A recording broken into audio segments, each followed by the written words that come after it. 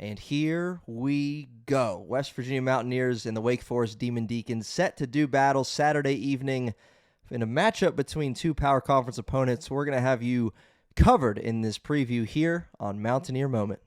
This is the Mountaineer Moment, your source for all things West Virginia football and basketball. From pregame to postgame coverage and breaking news, we've got you covered. Let's go. All right, welcome in, everybody, to another episode of Mountaineer Moment. My name's Troy. I am your host here. And Mountaineer Moment, man, we like to say it is your source for all things West Virginia football and basketball. And on this episode, episode 109, we are previewing the West Virginia Mountaineers matchup on the hardwood with the Wake Forest Demon Deacons, another power conference opponent that the Mountaineers get to play against. Obviously, we know the story against Pitt in a 20-plus point victory in the backyard brawl. We know the story against Clemson in a loss that shouldn't have happened. We know the story against Xavier in a team that just got red hot from beyond the arc and a team that you struggle to defend, let's be honest. And here we are again. Wake Forest, this time in Charleston.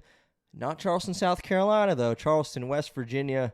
Neutral site game, but obviously in the home state of the Mountaineers and an opportunity to play in front of the fans in Charleston. So exciting opportunity coming up here, and we're going to preview this game, give you what you need to know for Wake Forest. And, you know, if you're a Wake Forest fan watching this one, I'll tell you a little bit about what you need to know about these Mountaineers that you're going to be playing against here shortly. So, again, this is episode number 109 of Mountaineer Moment, and I'm going to ask that you would hit that subscribe button for us. YouTube, Apple Podcasts, Spotify, Amazon Music, wherever you're watching, wherever you're listening, whether it's your first time or 109th time, hit that subscribe button for us. It's going to help me, and it helps you just so you can be in the know when we have new content coming your way. So please hit that subscribe button, leave a comment, drop a rating. This isn't the show has not been around a very long time, but I am blown away by the feedback, the support, the subscriber count that just continues to climb, and I would love for it to continue to climb. Would love to see that. So continue to be a part of the Mountaineer Moment here, and just know that I am super, super grateful. Don't take any of it for granted. This is not my full-time job.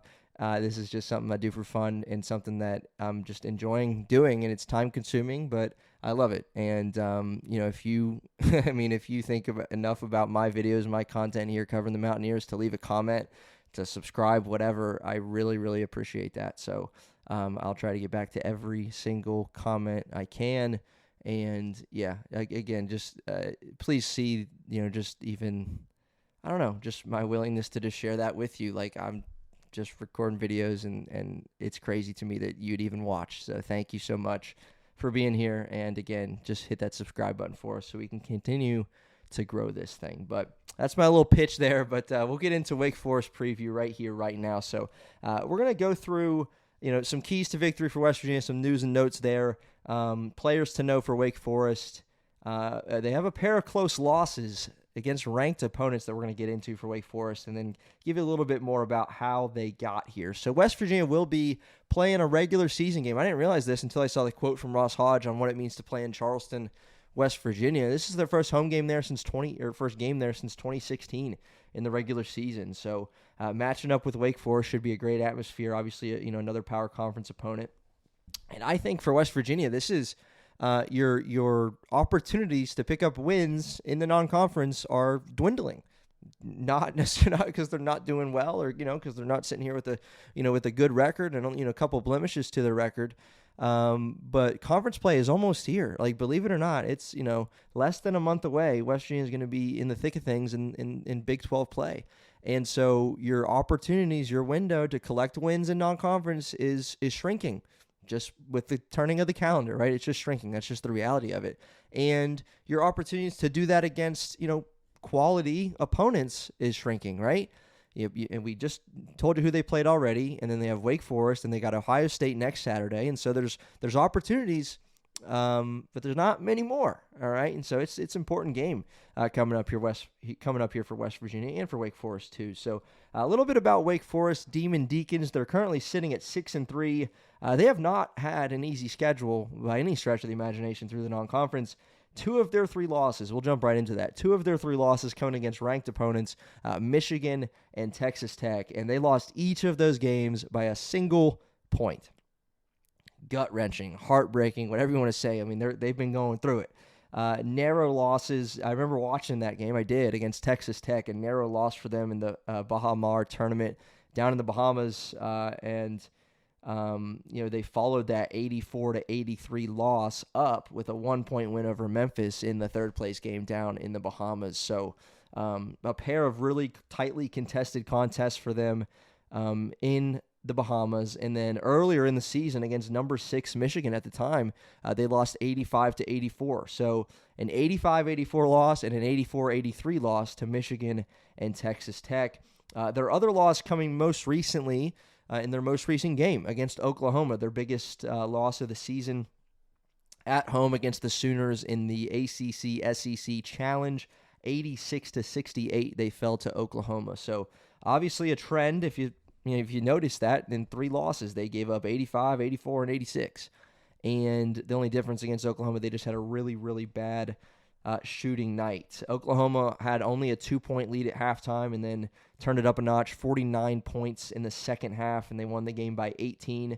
A rough shooting night for the Demon Deacons in that one earlier this week, 34% from the field, just 19 of 56 for them. To go along with their 3 losses, Wake Forest has picked up wins over American, Morehead State, UMass Lowell, again, Memphis, we mentioned that one, Northeastern, and Campbell. Campbell's an interesting one because Mountaineers played them in their second game of the season, the only mutual opponent on the schedule for both teams. Wake Forest, they blew the fighting Campbell out the gym in their matchup, 99-51. West Virginia in their second game of the season, it was Honor Huff really putting things away for West Virginia to help them get the victory, 73-65. So again, no shortage of challenges on this Wake Forest schedule thus far. Michigan, Texas Tech, Memphis, Oklahoma, and an 18-point loss to Oklahoma is where they're coming from as they head to Charleston to face the Mountaineers. And so, this is obviously that's their biggest loss of the season. I'm not going to say their most heartbreaking loss, right, because they have 2 1-point losses, and they've played tight games, against a lot of these teams that we've mentioned. But 86-68, that left a sour taste in their mouth, and so you can bet that they want to get things back on track in I almost said in Morgantown, in Charleston against the Mountaineers. So I'll give you some players to know for this team. They've got a good complement of guys that are returning to the program and really just stepping up their game. Taking it to another level here for Wake Forest. They're led by 6'7" guard Juke Harris, who has taken his game to another level again. As a freshman, he averaged about 6 points and 3 rebounds, and through 9 games this season, Harris leads the team in points and rebounds, averaging just about 20 points, 7 rebounds, and leads the team in steals as well with 1.8 steals per game. He had a double-double in their loss to Texas Tech, 26 points and 10 rebounds in the Bahamas, and he was one of just 2 Wake Forest players in double figures in the loss to Oklahoma that they're coming out of, and he had 22 points in that one in a team-high 36 minutes. So he's a focal point. He has, going from 6 points to 20 points. I know it's still early in the season, but to do what he's done against the opponents that we just mentioned, Texas Tech and Oklahoma, had a double-double against Texas Tech, and we're talking JT Toppin. He might be the best big man in the country, right? And, this 6'7", sophomore did some things against Texas Tech as they fell short by just 1 point. But another player, Nate Calmese, I'm not sure how to pronounce that, leads the team in assists per game, 5.4, and has been in double figures 4 times. He had 15 points and 4 assists, or averaged 15 points and 4 assists in 33 starts at Washington State last season. Another name to know for the Demon Deacons is Trayvon Spillers, a returner who, again, elevating his game. In 32 games last season, 32 starts, he averaged almost a double-double, 9.9 points and 7.5 boards.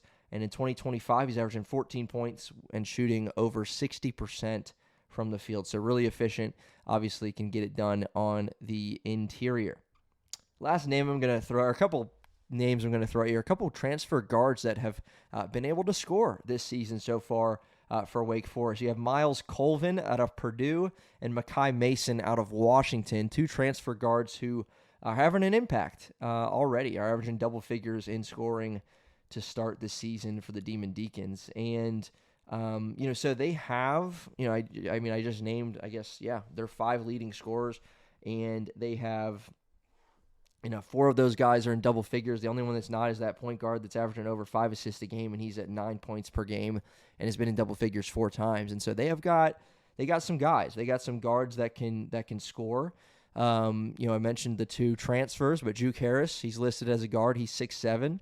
Trayvon Spillers is the big man down low who's taking his game to another level here this season. So they got some guys that can fill it up. They got, they can come at you from different angles, different guys that can, do different things and score in a variety of ways. Makai Mason's a guy that can, he's averaging a career high in 3-point attempts per game. He's almost at 7 attempts per game, so watch out for him from beyond the arc. That's where most of his shots come from. He's shooting at just 32% this year, but at Washington last season, he was a 40% three-point shooter was Makai Mason. So keep an eye on him, a 6'5" guard. So they got some size at the guard position.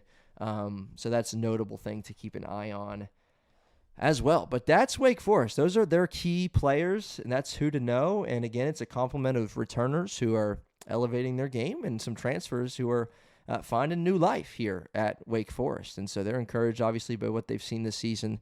And, aside from the blowout loss to Oklahoma, or what became a blowout loss in the second half, they lost a couple one-point games to quality opponents, very high-quality opponents. And so nothing to be ashamed of there. And Mountaineers are going to have their hands full. I'll be the first one to say that. I'm excited for the challenge. I'm excited to see where this team measures up. Obviously coming out of the tournament in Charleston, South Carolina for the Mountaineers, where they dropped those 2 games, they've been able to bounce back, win a couple games convincingly against opponents that you should win against convincingly. And now you have another opportunity. And I think it's a good test. It's a good challenge, but it's not one that's impossible by any means. I don't know what the spread's looking like or anything. I haven't looked at that yet, but this is a game there you want to see West Virginia win, and if you're a Mountaineer fan. And so, we're coming off blowout wins against Mercyhurst and Coppin State, where the defense got back to their ways after giving up 70-plus twice against Clemson and Xavier for the first time this season.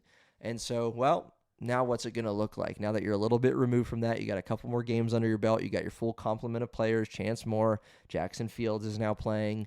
And what's it going to look like? What's the rotation going to look like, right? There's endless questions that we can come up with here on Mountaineer Moment, but I'm excited to see what it's going to look like against Wake Forest. Another opportunity, this time a little closer to home and in your home state, in front of your home state fans, to see what you can do and hopefully pull out a victory. So I'm going to give you a few keys that I have to victory for this Mountaineer team. And the first one we've already kind of touched on. And, it might seem like a no-brainer, but I'm going to say it anyway.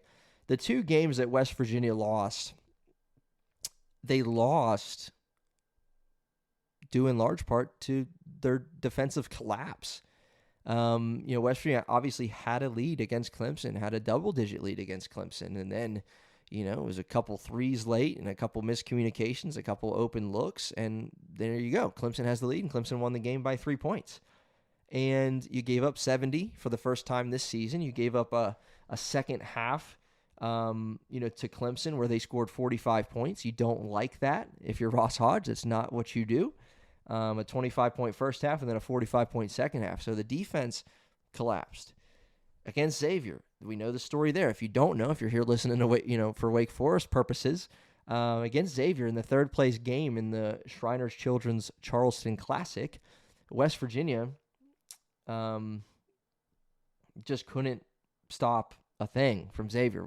Xavier knocked down 16 threes in this contest, 16 of 25, 64% from beyond the arc for Xavier. And again, you can chalk that up to hot shooting night and this and that, but the reality is, if you're playing the defense that you're supposed to be playing, according to Ross Hodge, right, because of his style and who he is and his MO,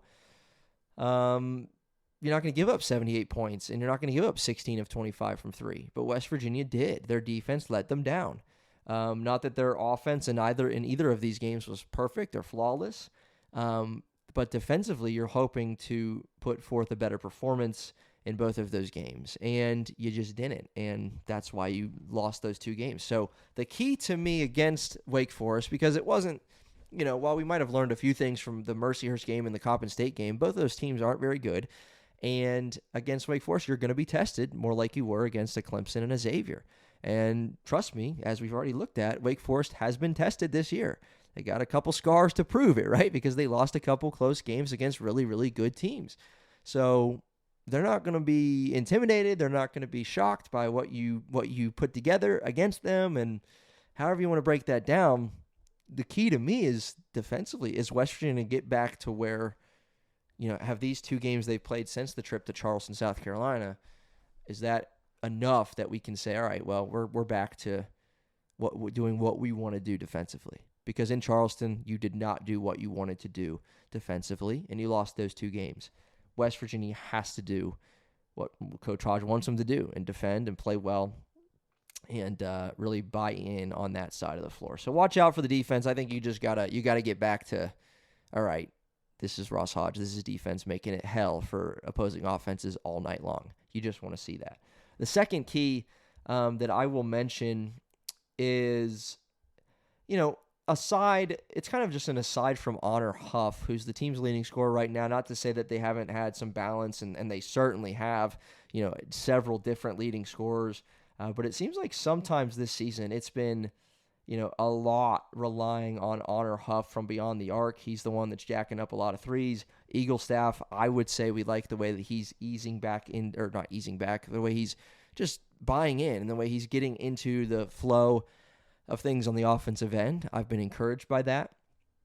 And so I want to see Trace and Eagle Staff step up. I want to see, some of these other guys that can knock down shots, not to where we're just relying on Honor Huff to knock it down. And again, don't misunderstand me to say like, oh, this team has lacked balance.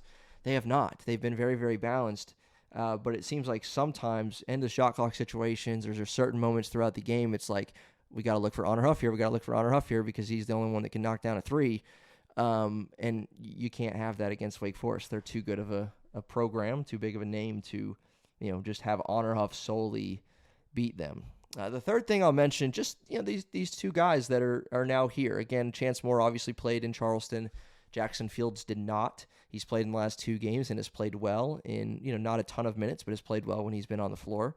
What's it going to look like to have him? To have both of them in the fold because they're both capable defenders, and how's that going to help this team as well? I want to see them play well. Last player I'll mention specifically that I think is key for West Virginia is Amir Jenkins. And, Jasper Floyd, the starting point guard, obviously, but Amir, every time he touches the floor, is doing really great things. His assist-to-turnover ratio is phenomenal.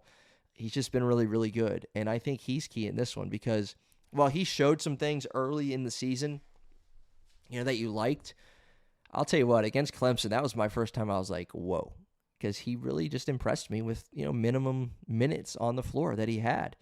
I think Amir Jenkins is an X factor already, the true freshman who reclassified to join the Mountaineers this year off the bench. I think he's a factor, and I think he needs to be big against Wake Forest, whether it's knocking down a 3 because he gets open looks. Will he knock them down?